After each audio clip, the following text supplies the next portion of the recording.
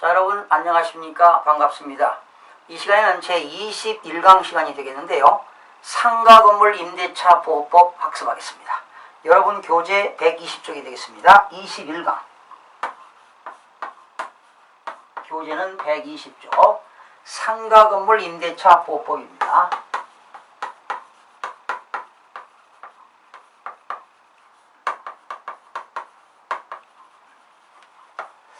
자, 주택임대차 보호법은 1981년 3월 25일 날 제정됐죠. 이때가 전두환 대통령 때 만들어졌고요. 상가건물 임대차 보호법은 2002년 1월 1일 날 신설됐는데요. 이때 김대중 대통령 때 만들어졌습니다. 아주 지난 12년 전 그게 과거가 생생하네요. 이때 상가건물 임대차 보호법은 부처가 법무부입니다. 법무부 법무시무관실에서 담당합니다.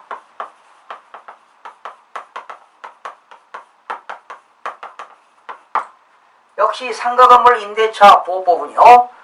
상가건물 임대차에 대하여 민법의 특례 규정을 적용해가지고 역시 민법에도 주택이나 상가에 대한 임대차가 있죠. 임대차. 임대인과 임차인 간의 임대차 계약을 체결하는 임대차 계약이 있는데 이런 특례 규정을 적용해가지고 상가건물 임대차 보호법이 2002년도에 제정됐습니다. 여러분 주택이라고 하는 것은 국민들의 주거생활 안정을 도모할 목적이지만 상가건물 임대차 보호법은 그렇죠. 상공인들의 경제생활의 안정을 도모할 목적으로 제정된 것입니다. 그러니까 주거생활이 아니라 이건 뭐라고요? 경제생활이 되겠습니다. 국민의 경제생활 안정을 보장한다. 그러면 이 상가건물 임대차 보호법의 적용 범위는 뭐가 될까요? 주택은 주거용이지만 상가는 뭡니까? 상가건물입니다. 상가건물. 그러나 이 상가건물 중에서도 임차인들이 세무서에 사업자 등록을 하고 사업자 등록이 대상이 되는 건물입니다. 사업자 등록 대상. 사업자 등록 대상 건물만 해당이 됩니다. 그러니까 여러분 우리가 사업하려면 세무서에 사업자 등록을 하지 않습니까? 그래서 사업자 등록 건물이 되겠고요. 자, 그러나 상가건물 임대차 보호법이라도 적용을 배제되는 경우가 있습니다. 적용하지 않는 거. 오른쪽에 있죠? 이것이 2014년 1월 1일 날 개정됐는데요. 서울 같은 데는 보증금이 환산보증금, 보증금하고요. 또 보증금 말고 월세 내는 경우가 있는데 이 환산보증금이라고 하는 것은 보증금 플러스 보증금에다가 월세 곱하는 겁니다. 보증금 플러스 월세 곱하기 100. 보증금 플러스 매월 지급되는 월세에다가 곱하기 100을 한 것이 환산보증금인데 이따가 계산해 보겠습니다. 이러한 보증금에다가 월세 곱하기 그럼 만약에 보증금이 1억이고요. 플러스 월세가 300입니다. 월세가 350만원 곱하기 100 하면 얼마입니까? 이게 보증금은 1억인데 월세가 350만원 곱하기 100이니까 이게 얼마입니까? 4억 5천이죠. 이래서 이게 이제 환산보증금인데 서울에는 보증금이 2014년 1월 1일 이후에 보증금은 4억 원이 초과되면 상가건물 임대차 보호법을 적용하지 않습니다. 과밀억제권역에서는 거기 나왔죠. 121쪽 3억 원 초과입니다. 그리고 광역시에서 인천은 제외되는데 인천은 제외되고 2억 4천이 되겠습니다. 기타 지역은 1억 8천만 원이 초과되게 되면 상가건물 임대차 보호법을 적용하지 않습니다. 또한 상가건물이라 하더라도 일시사용을 위한 임대차, 일시사용 임대차도 적용한다 안 한다? 적용하지 않습니다. 여러분 깔세라는 거 들어보셨나요? 보증금 없이 말이죠. 집세 300만원 주고 상가 건물을 2개월 동안 사용하는 조건, 이런 일시 사용 목적일 때는 상가 건물 임대차 보호법이 적용되지 않습니다. 그러면 여러분 미등기 전세 적용될까요? 그렇죠. 등기가 안 된 미등기 전세 당연히 적용됩니다. 그 다음에 대항요건입니다. 여러분 대항요건, 상가 건물 임대차 보호법에서 대항요건도 주택임대차 보호법처럼 똑같습니다. 어떻게 해야 되느냐? 대항요건이라고 하는 것은 유상계약을 맺고요. 임대차 계약을 맺고, 그리고 여러분이 그 건물을 뭐 하는 거요? 점유하고, 그리고 뭘 해야 됩니까? 이건 전입신고가 아니라 사업자 등록을 해야 됩니다. 세무서에 가서 사업자 등록. 주택은 무슨 신고지요? 전입신고지요. 그러나 상가 건물은 사업자 등록하게 되면 대항 요건이 이루어집니다. 그러면 사업자 등록 이길, 사업자 등록 이길 0시에 뭐가 발생한다? 대항력이 발생합니다. 사업자 등록 이길 0시에 대항력이 발생합니다. 그게 대항력 발생 시점이 되겠습니다. 그러면 역시 상가 건물도 우선 변제권 효력을 얻으려면 어떻게 되느냐? 우선 변제권 효력이 얻으려면은 뭐에다가? 대항요건에다가 확정일자를 받아야 됩니다. 여러분 주택을 확정일자를 어디서 받죠? 주민센터에서 받지만 상가건물 임대차 보호법 임대차 계약서 확정일자는 어디서 받습니까? 관할 세무서에서 받습니다. 세무서에서 이렇게 대항요건에다가 확정일자를 받으면 우선 변제권 효력이 있어가지고 물건처럼 취급한다는 것입니다. 자, 이 상가건물 임대차 보호법도 주택처럼 최우선 변제를 받을 수가 있습니다. 그런데 2014년 1월 1일부터 법이 개정돼가지고 2014년 1월 1일 기준 현재, 자, 여러분들이 이미 대항력을 갖추고 있는 상태에서 경매 개시 결정 등기 전에 이미 여러분들은 그 사업자 등록이 되어 있고, 그리고 법원에다가 배당 요구를 신청하게 되면은 서울에서는 얼마까지입니까? 서울에서는 2014년 1월 1일 이후입니다. 2014년 1월 1일 이후. 2014년 1월 1일 이후부터 무조건 다 적용되는 게 아니라 그 상가 건물이 근저당권이 언제 있는가를 여러분 반드시 확인해 봐야 됩니다. 서울특별시는 얼마입니까?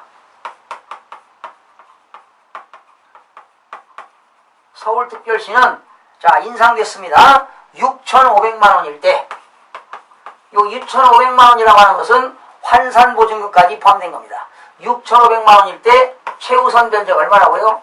2,200만원인데 사실은 상가건물 임대차 보호법은 사실은 큰 유명무실하고요. 이렇게 최우선 변제 받는 것은 골목길에서 조그마한 개인이 떡볶이집이라든가 아주 김밥집도 큰 데는 적용 안 되고요. 하여튼 조그마한 골목길에서 조그마한 점포를 하나 임대차 하고 있는 이런 사람들만 혜택이 된다고 보시면 되겠습니다. 거기 서울특별시는 6,500만원에 2,200만원이고 과밀억제권역은 5,500만원에 1,900만원이고 광역시는 3,800만원에 1,300만원이고 기타 지역은 3,000만원에 1,000만원이 되겠습니다.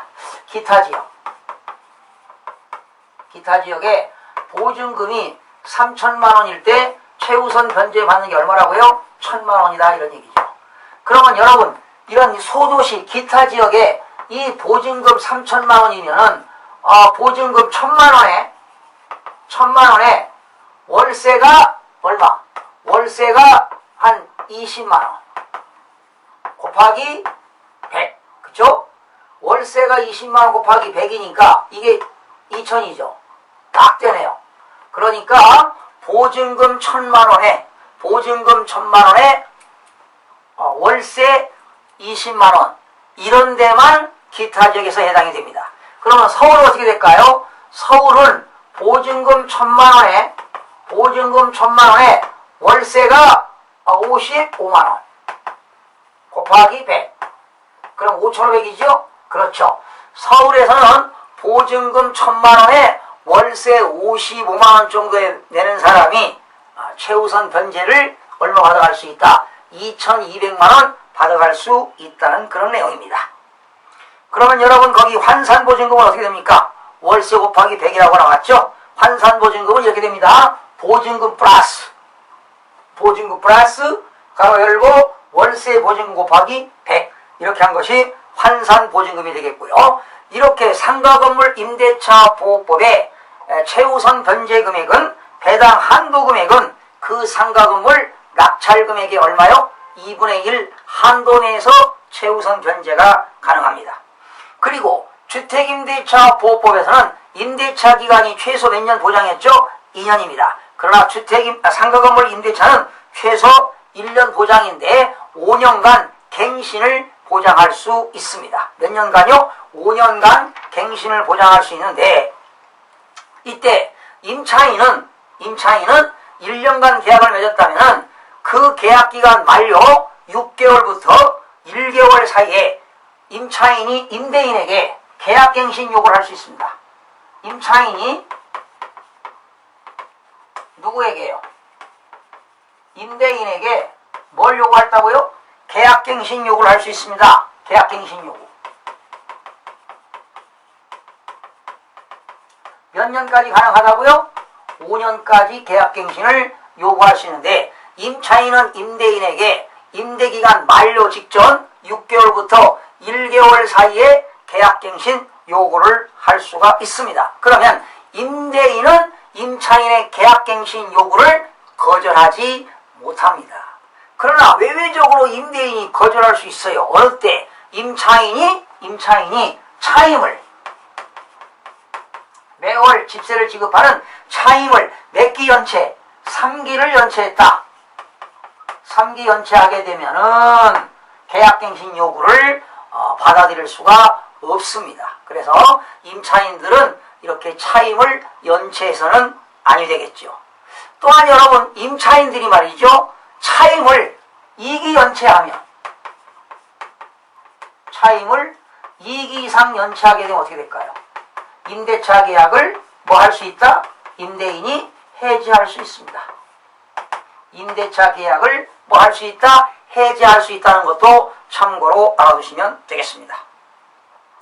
그리고 거기 계약갱신 요구권은요. 임차인이 임대인에게 계약갱신 요구권은 최초의 임대기간을 포함한 전체 임대기간이 몇 년입니까? 전체 임대기간은 몇 년? 5년입니다. 전체 임대기간.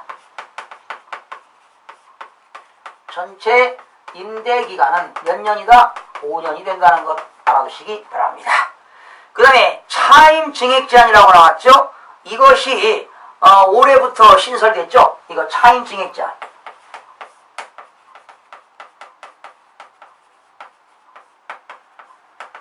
(2014년 1월 1일부터) 차임 증액제한이 신설됐는데요. 주택하고는 약간 달라요. 주택은 보증금의 20분의 1, 5%를 초과하지 못하지만은 보증금의 얼마요? 보증금의 10분의 9. 100분의 9니까요. 어떻게 될까요? 9%죠. 9%. 100분의 9니까 9%를 초과할 수가 없고요. 그 다음에 증액을 한 이후에는 1년 이내에 증액을 제한할 수가 있습니다. 그 다음에 월 차임 전환시는 어떻게 될까요?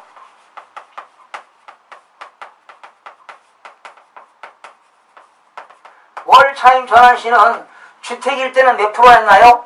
10%인데요. 이 상가금으로 몇 프로입니까? 연 12%입니다. 12%를 초과할 수 없고요. 연 12%하고 한국은행 기준금리의 4.5배입니다. 현재 기준금리가 2.25%인데요. 곱하기 4.5배. 주택은 몇 배지요? 4배였죠. 그런데 상가는 4.5배입니다. 그러면 882, 111 이게 한 10.125 정도 되겠네요. 그래서 월차임 상가는 월차임을 전환할 때 연 12%와 기준금리, 한국은행 기준금리의 4.5배 한 금액 중 둘 중에 적은 거를 적용하도록 되어 있습니다. 낮은 비율을 적용해서 월 차임을 전환할 수가 있습니다. 그러니까 보증금 1억을 냈는데 보증금 5천만 원에 월세로 5천만 원에 대해서 월세로 전환하는 경우는 연 12%를 초과할 수 없고 기준금리 2.25%의 4.5배 중에 둘 중에 낮은 비율을 적용한다는 것이 2014년 1월 1일 날 개정된 바 있습니다. 그리고 임차권 승계입니다. 주택은 임차권 승계가 되지만 상가 건물은 임차권 승계가 안 된다는 것 알아두시기 바랍니다. 그리고 상가 건물도 임차권 등기 명령을 신청할 수가 있습니다. 임차권 등기 명령이요. 주택처럼 똑같이 자 임대인이 보증금을 안 내줍니다. 그렇게 되면 이사를 가면 안 되는 거죠. 사업장을 이사 가면 안 되고 반드시 법원에다가 가서 법원에 가가지고 임차권 등기 명령을 신청하셔야 됩니다.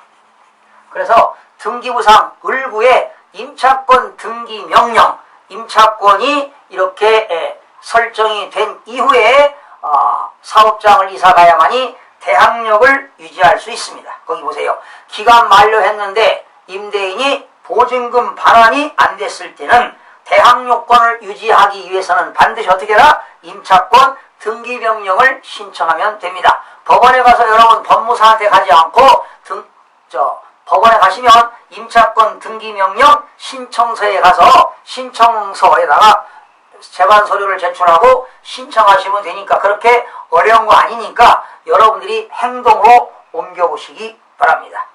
그리고 초과 차임 등의 반환 청구, 이거는 상가 건물 임대차 보호법에서는 차임을 초과해서 지급할 때는 차임을 초과해서 지급하는 경우 반환 청구 제도는 상가는 없다는 것 알아두시기 바랍니다.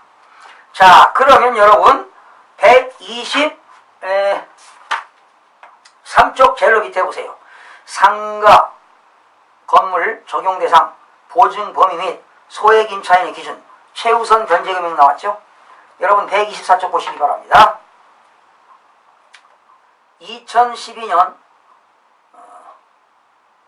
11월 1일부터 2008년 8월 20일까지 서울특별시는 2억 4천만원 미만일 때, 그리고 2008년 8월 20일부터 2010년 7월 26일까지는 2억 6천만원까지만 상가건물 임대차 보호법 적용되고요. 2010년 7월 26일부터 2013년 12월 30일까지는 3억이었던 것이 2014년 1월 1일부터는 4억을 초과하는 경우는 상가건물 임대차 보호법이 적용되지 않습니다. 자, 뭐 그런 건 여러분 거기 나왔죠? 2010년 7월 26일부터 2013년 12월 30일까지 서울은 3억, 수도권은 2억 5천, 광역시는 1억 8천, 기타 지역은 1억 5천이었습니다. 그리고 최우선 변제 금액 보실까요? 최우선 변제 금액이 2010년 7월 26일부터 2013년 12월 30일까지는 5천만 원일 때 얼마였습니까? 네. 자, 2010년 7월 21일부터 7월 26일부터 2013년 12월 30일까지입니다. 12월 30일까지 서울은 얼마입니까? 서울은 보증금이 5천만 원일 때 최우선 변제가 얼마라는 얘기입니까? 1,500만 원입니다. 근데 여러분 이 5천만 원은 환산 보증금입니다. 보증금이 5천이 아니라 그러면 보증금 1,000만 원에 월세가 40만 원 정도 되겠네요. 그죠? 보증금 1,000만 원에 월세가 40만 원이라면 환산 보증금이 5천 되니까 최우선 변제 다 받을 수 있나요? 그렇죠. 1,500까지 받을 수 있으니까 보증금이 1,000만 원이면 다 받을 수가 있습니다. 그 다음에 수도권과 과밀억제권력. 과밀억제권력은 얼마입니까?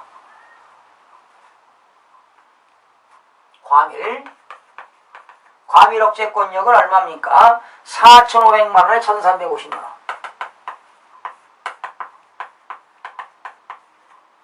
그리고 광역시와 기타 지역 3,000에 900, 기타 지역은 2,500에 750. 기타 지역, 광역시 생략하고요. 기타 지역은 얼마에? 2,500에 750만원까지 최우선 변제를 받을 수가 있습니다. 그런데 거기 박스 밑에 2010년 7월 26일부터 안산, 용인, 김포, 광주시는 기타 지역이 아니라 광역시 기준한다는 것 참고로 알아두시고요. 자, 거기 박스 밑에 나왔죠. 2014년 1월 1일부터 적용대상 보증의 범위 서울특별시는 4억까지만 적용됩니다. 과밀억제권역은 보증금이 환산보증금이 3억, 광역시는 안산시, 용인, 김포, 광주는 2억 4천, 그 밖의 지역은 1억 8천이고요. 그리고 2014년 1월 1일부터 상가 건물 최우선 변제 금액이 서울은 얼마입니까? 이게 언제입니까? 2014년 1월 1일부터 서울은 얼마에? 6,500에 2,200만원을 최우선 변제받고요. 과밀억제권역은 5,500에 1,900입니다.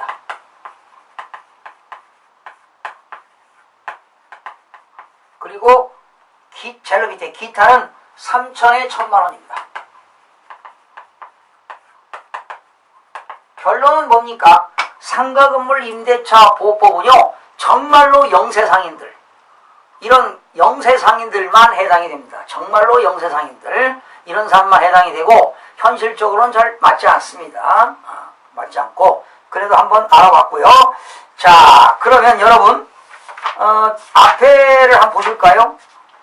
89쪽 한번 보세요. 여러분 89쪽 89쪽에 보시게 되면 상가건물 임대차에 대한 기초지식이 한 몇 가지 나왔나요? 6가지 나와 있습니다. 주택임대차 보호법은 수십 가지가 나와 있는데 상가건물은 6가지가 나와 있는데 한번 살펴보겠습니다. 여러분 89쪽을 보시기 바랍니다. 자, 어떤 상가건물이 상가건물 임대차 보호법으로 보호되나요? 그렇죠? 사업자 등록을 한 상가건물이어야 됩니다. 그리고 임대차 목적물이 반드시 주된 부분이 영업용으로 사용되어야만이 보호를 받을 수가 있고요. 그 다음에 상가건물 임대차 계약하기 전에는 반드시 어떤 걸 알아야 될까요? 그렇죠. 상가건물 임대차 하기 전에는 그 상가건물에 대한 등기사항 전부 증명서를 열람해야 되겠죠. 그리고 구청에 가가지고 요즘은 또 S24시에서 다 뜰 수 있죠. 건축물 대장을 확인해 봐야 돼요. 발급받아가지고 임차하는 건물에 그 건물의 용도가 임차인이 희망하는 업종에 가능한가? 미용실이 가능한 건지, 공인중개사 사무실이 가능한 건지, 안마시술소가 가능한 건지, 노래방이 가능한 건지, 단란주점이 가능한 건지, 이런 것들을 건축물 대장을 띄워가지고 그 건물의 용도를 확인해 볼 필요가 있습니다. 세 번째, 만약에 상가 건물에 말이죠, 배관이 고장났다면 이거는 임차인이 수선한 게 아니라 어떻게 될까요? 임대인이 배관에 관한 수선 업무를 부담해야 되겠죠. 그러나 임차인이 이런 사소한 이런 경비는 수익적 지출은 역시 임차인이 비용을 부담하겠고, 이런 보일러라든가 배관 같은 것은 당연히 임대인이 공사를 해줘야 될 의무가 있다는 것도 알아두시면 되겠고요. 만약에 상가 건물 임대차 계약 기간이 보통 몇 년이죠? 1년이잖아요. 그러면 임차인은 임대인에게 어떻게 할 수 있어요?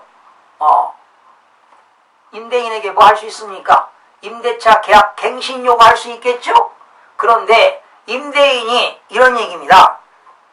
기한 일주일 전에 상가 건물 주인이 갑자기 나타나가지고 계약을 해지하자고 합니다. 어떻게 됩니까? 해지가 됩니까? 안 되죠. 임차인의 귀책 사유가 없습니다. 임차인이 귀책 사유가 없으면 당연히 계약갱신을 받아들일 수밖에 없습니다. 다섯 번째입니다. 경제사정이 어려워 2개월분의 상가 임대료를 연체했더니 상가 주인이 계약을 해지하겠다고 하는데 이러한 경우 주인 마음대로 임대차 계약을 해지할 수 있나요? 당연히 있습니다. 임차인은 차임을 2기 이상 연체하게 되면 임대인은 임대차 계약을 해지할 수 있습니다. 거기 나왔죠. 임차인은 임차 상가 건물의 사용수익 대가로 임대인에게 임차인은 차임을 매월 집세를 지급해야 합니다. 이때 임차인이 차임을 2번에 걸쳐서 연체하면 임대인은 임대차 계약을 해지할 수 있습니다. 그러니까 임차인이 차임을 2기 이상 연체하면 임대인은 임대차 계약을 해지할 수 있습니다. 또한 임차인이 임대인에게 계약갱신을 요구하게 되면 임대인은 거절할 수가 없습니다. 그러나 임차인이 차임을 3기 이상 연체하게 되면 그 계약갱신 요구를 거절할 수가 있다는 것도 알아두시기 바랍니다. 마지막 여섯 번째입니다. 임대차 계약이 종료되었는데 새로 상가에 들어올 사람이 없는 경우에 상가 주인에게 권리금을 받을 수 있나요? 임대차 계약이 종료되었는데 새로 들어올 임차인이 없습니다. 그러면 임대인에게 권리금을 받을 수 있을까요? 임대인에게는 새로운 권리금을 받을 수가 없습니다. 새로운 임차인한테 권리금을 받을 수 있지만 임대인에게는 권리금을 받을 수가 없습니다. 거기 보실까요? 권리금은 새로운 임차인으로부터 지급받을 수 있을 뿐이고 보증금과는 달리 임대인에게 그 지급을 구할 수 없는 것이 일반적인 것입니다. 즉 임차인은 당초에 임대차에서 반대되는 약적이 없는 한 임차권의 양도 또는 전대차 기회에 부수하여 자신도 그 재산적 가치를 다른 사람에게 양도 또는 이용하게 하므로 권리금 상당액을 회수할 수 있을 뿐입니다. 그러니까 권리금은 임대인에게 받을 수 없고 새로운 임차인이 들어올 때 권리금을 받을 수 있다는 이야기입니다. 자, 이렇게 해서 이 시간에는 상가건물 임대차 보호법에 대해서 학습했고요. 또 시간이 되는 대로 판례 문제도 심도 있게 학습하는 시간을 갖도록 하겠습니다. 여러분 대단히 수고하셨습니다. 감사합니다.